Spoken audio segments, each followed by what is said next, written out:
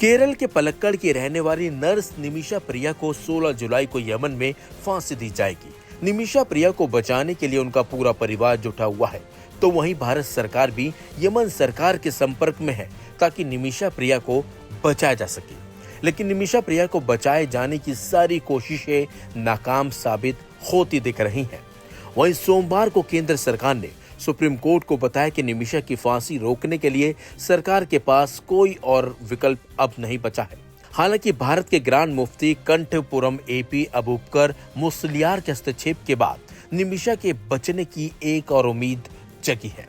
Grand मुफ्ती की गुजारिश पर यमन में विचार विमर्श चल रहे हैं, जिसका नेतृत्व यमन के प्रसिद्ध सूफी विद्वान शेख हबीब उमर कर रहे हैं। शेख हबीब के प्रतिनिधि हबीब अब्दुर्रहमान अली मशहूर ने उत्तरी यमन में एक इमरजेंसी मीटिंग बुलाई है, जिसमें उन्होंने यमनी सरकार के प्रतिनिधि, आपराधिक न्यायालय के सर्वोच्च न्यायाधीश, तलाल के भाई और आदिवासी नेताओं से मुलाकात की है।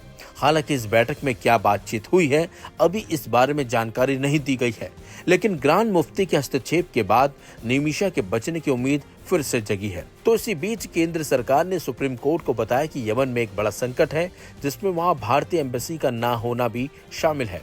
साथ ही साथ कहा कि सरकार के पास इस मामले में हस्तक्षेप करने की सीमित क्षमता है। सरकार मृत्युदंड से बचाने की पूरी कोशिश कर रही है। केंद्र सरकार ने अभियोजक को एक पत्र भेजा है और शेख के जरिए बातचीत करने की कोशिश भी की थी। केंद्र सरकार ने यह भी कहा कि जब तक मृतक का परिवार दया दान यानी कि ब्लड मनी स्वीकार करने के लिए तैयार नहीं होता, तब तक अन्य बातचीत का कोई मतलब नहीं बचा है। Aim right, achieve big. At KR Mangalam University, we provide you the platform to turn your dreams into reality. At KR Mangalam University. वहीं सुप्रीम कोर्ट ने केंद्र सरकार को इस मामले पर स्थिति रिपोर्ट प्रस्तुत करने का निर्देश दिया है। जानकारी के लिए आपको बता दें, निमिषा प्रिया 2008 में रोजगार के लिए यमन गई थी। 2020 में यमन के एक शख्स की हत्या के लिए उन्हें दोषी ठहराया गया था। ये शख्स निमिषा का बिजनेस पार्टनर था। ये घटना जुलाई 2017 में घटी थी।